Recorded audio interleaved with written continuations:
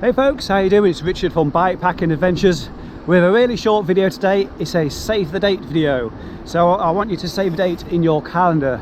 24th of September, the destination North Lincolnshire, around the area of the Isle of Axholme and little pockets of North Lincolnshire to the west of Scunthorpe. Distance wise, probably looking between 70 and maybe 90k.